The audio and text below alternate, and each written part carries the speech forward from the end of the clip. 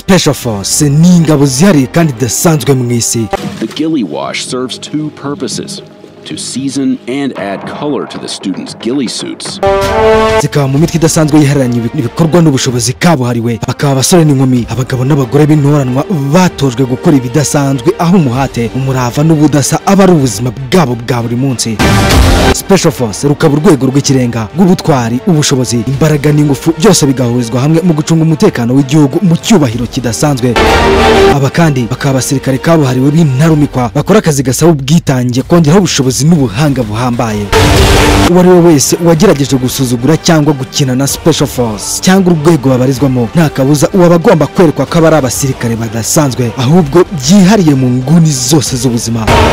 Bakaba abasore n'inkumi, abagabo ndetse n'abagore bafite umutima udatsimburwa, bakagira imbaraga n'ingufu byose hamwe n'ubushobozi bwimbitse, aho bitabazwa aho abandi bananiwe, umutekano n'ituze bikagaruka mu kanya nk'ako guhumbya, ubwoba bugashira, kandi icyubahiro cy'igihugu cyabo uko byagenda kose kigahita kigaruka. Bakaba intwari zitinyitse bya nyabyo. Gusa none bakaba basobanukiye ko akazi kabo ka buri munsi hari inkingi ya mwamba ku mutekano w'igihugu. Ibyo bikaba impamvu yo kutigerereza ngo basuzugure uko wiboneye. Abantu bafite ishyaka, ubwitange n'umurava bitagereranwa, kuko bihagazeho ku buryo batapfa kumererwamo n'uwo ari we wese aho yaba aturutse hose. Umva aka kantu, twese twubaha abagore n'abagabo bafite umutima udatsimburwa, bakagira imbaraga zidasanzwe n'ubushobozi kabuhariwe. Abasore n'inkumi b'intoranwa batoranyijwe kandi bakaba biteguye kwitabazwa aho rwakomeye, kuko mu buryo bwihariye ni Special Force, ingabo zidasanzwe. Ariko nanone kandi aba Special Force ni ingabo zihariye ziba zitabazwa mu bihe bibi, mbega handi abandi bananiwe. Aba bakura akaga mu nzira, bakinjira ahantu hakomeye hagerwa n'abafite umutima ukomeye gusa. Ariko nanone bakaba intwari zitishyira imbere kubera ikinyabupfura. Aba niba usanga mu mitwe y'ingabo idasanzwe Special Force. Turacyagaruka kuri Special Force n'ubundi uti nibyo se? Yego, aha tugiye kuruka ku mitwe idasanzwe mu mitwe y'ingabo kabahariwe kandi b'intoranwa, tugasangamo abasore n'inkumi, abagabo n'abagore b'intoranwa batojwe byihariye, bemera bagashyira ubuzima bwabo mu kaga mu kurwanira ishema n'ijabo ry'ibihugu byabo. Aba inshingano yabo ikaba imwe gusa: kurinda umutekano mu cyubahiro kidasanzwe mu gihugu cyabo ndetse no mu isi yose muri rusange. Bakitabazwa mu bihe bikomeye kandi icyizere cyo kuzahura umutekano waho bageze, icyizere cyose gishyirwa kuri bo. Special Force, byandike kandi ubyumve mu nyuguti nkuru. Abagize iyi mitwe y'ingabo ntibareberwa gusa ku ntwaro ndetse n'ubushobozi bafite, ahubwo banareberwa ku buhanga, ubwitange, kwihangana no kudacika intege, cyane cyane mu bihe by'intambara. Tukongeraho no gufata umwanzuro mu gihe gito ukwiye kandi utarimo guhubuka. Aba nibo bagerageza ibidashoboka bakabibyazamo ibishoboka, kabone nubwo byaba bigaragarira bose ko bidashoboka. Bakora ibyo benshi baba bavuye mu nzira kare, bakaba umutekano n'amahoro ya rubanda. Ibi tugiye kugarukaho muri iki kiganiro ni ibigize amateka, ubuzima n'imyitozo yo mu mitwe idasanzwe y'aba Special Force muri iyi si. Menya ko aho uri ari kuri World Today, iwabo w'ibyegeranyo n'inkuru zicukumbuye. Amazina yanjye nk'ibisanzwe ni Maniragaba Alphonse. Akazi n'inshingano zanjye za buri munsi ni ukukubwira byinshi utamenye, biryoheye amaso n'amatwi y'ubyumva. Turatangiye.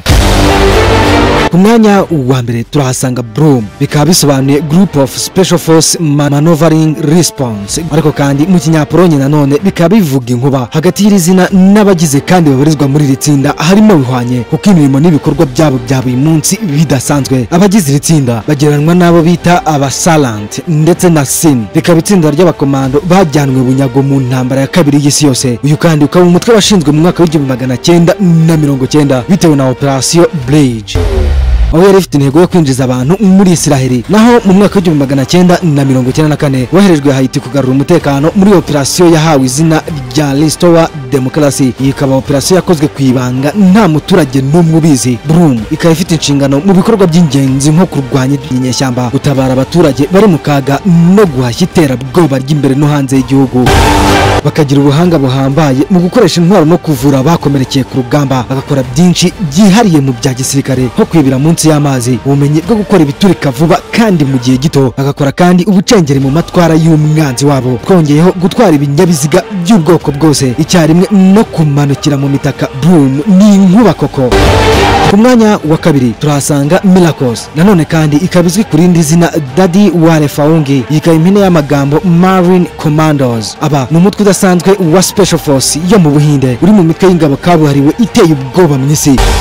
bakaba baratojwe kumanukira mu mitaka mu ntera ndende y'ubutumburuke banahetse ibiremereye harimo imbunda z'aba snipers n'ibindi bikoresho by'intambara kandi bigezweho, bagahabwa imyitozo yihariye mu bufatanye n'ingabo za Leta Zunze Ubumwe za Amerika Navy Series, kongeraho ubumenyi bahabwa n'aba muri CIS y'Abongereza, tutibagiye imyitozo ya CAGW mu bijyanye n'intambara, zikaba ari ingabo zidasanzwe mu isi. Nyuma ya Navy Series y'Abanyamerika bakagira ibikoresho bihambaye mu kurwanira mu mazi.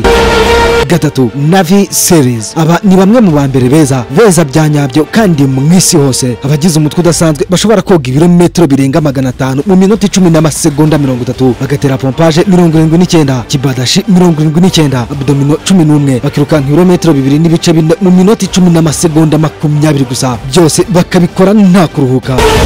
Abakandida ba Navy Series bahugurwa mezi 18 nyuma yo gusoza imyitozo yibanze, aho biga guturikiriza ibisasu munsi y'amazi, kumanukira mu mitaka icyarimwe no kugenzura ko bujuje ibisabwa, gukora ibikorwa bidasanzwe by'ibanga mu gushakisha amakuru mu buryo bwihariranye ubuhanga, byose hamwe no kurinda ubusugire bwa Leta Zunze Ubumwe za Amerika mu bihugu by'amahanga, zikaba inshingano z'ingenzi za Navy Series.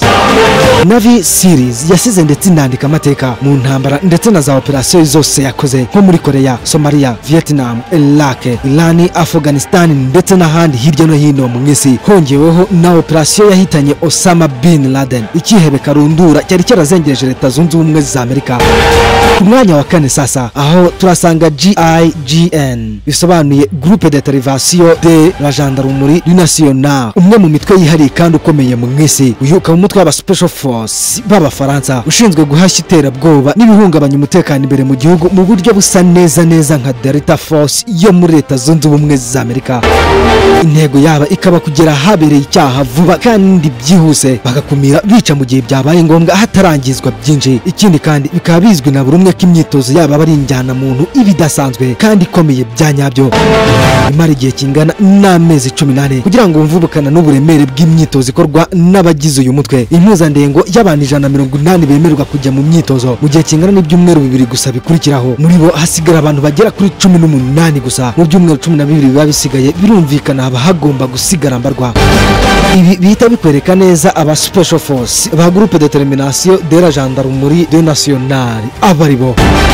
Gatanu, Naval Warfare Force, ingabo zihariye za Espagne, ukaba warashinzwe mu mwaka w'ibihumbi 2009 ubwo hahuzwaga imitwe itandukanye y'abasirikare barwanira mu mazi, hagakorwa umutwe umwe ufite inshingano zidasanzwe za gisirikare, harimo itsinda rishinzwe gutegura ibisasu byatezwe, ishami ry'abarwanira mu mazi, hagaheruka itsinda ridasanzwe kandi ry'ingenzi mu nshingano zo gushakisha no gutabara bari mu rugamba aho bari hose, mu mazi, ku butaka ndetse no mu kirere. Mu bikorwa n'amateka byakozwe n'aba ba Special Force harimo kugira uruhare mu gitero cy'ubwato muri Korea ya Ruguru zari zitwaye misile za Scuti muri Yemen mu mwaka w'ibihumbi 2000, muri operasiyo yahawe izina Operation Enduring Freedom yabereye muri Indian Ocean. Twikomereze ku mwanya wa gatandatu turahasanga Echo Cobra. Iyi yashinzwe mu mwaka w'1978, umutwe uri munsi y'ibirenge n'ububasha bwa Minisiteri y'Umutekano w'igihugu cya Autricia. Ibikorwa aba bakoze rero harimo kubohoza indege ikiri mu kirere mu mwaka w'1996. Ikindi kandi uyu mutwe ufite inshingano zo gutabara no kubohora imbohe, bakaba bafite ubushobozi ntagereranywa bwo gukorera mu matsinda mato y'abasirikare 5 kuri 5. Aba kandi bagahabwa misiyo zigoye kandi zibanga mu bice by'umwanzi. Ku mwanya wa karindwi turahasanga Special Force. Ukubyumvishe nyine n'aba Special Force, aba bakaba izindi ngabo zihambaye z'Abanyamerika kandi zidasanzwe, bagakora ibihambaye, bakagira ubugome umwanzi wabo ku rwego rwa nyuma. Intego yabo ikaba imwe, kubohora abarengana. Ikindi kandi bazwi kuri indi zina rya Green Berets kubera imyambaro bahawe na Perezida Bwana Kennedy, yabahaye nk'umwambaro ubaranga mu kazi kabo ka buri munsi. Inshingano zabo harimo gutera inkunga abafatanyabikorwa, kugemura imiti n'ibiribwa n'ibindi bikenerwa hateje kandi hashyira ubuzima bwabo mu kaga, icyarimwe no gutabara ku rugamba aho abandi bananiwe.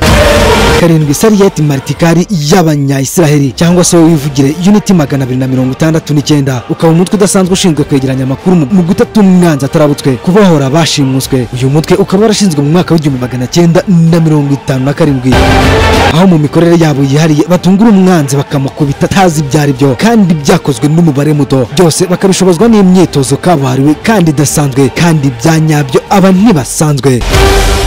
nk'uko mwabyumvishe rero Special Force ni ingabo zidasanzwe zitabazwa aho rukomeye kandi ibikorwa byabo bikivugira. Ni abasore n'inkumi, abagabo n'abagore boherezwa aho bataye icyizere bari mu gihome bakarurwa iwabo kandi ntawe uhungabanye, bakajyaho urugamba rwananiye abandi bashoboye bagatanga itandukaniro. Special Force abakomando ndabasuhuje.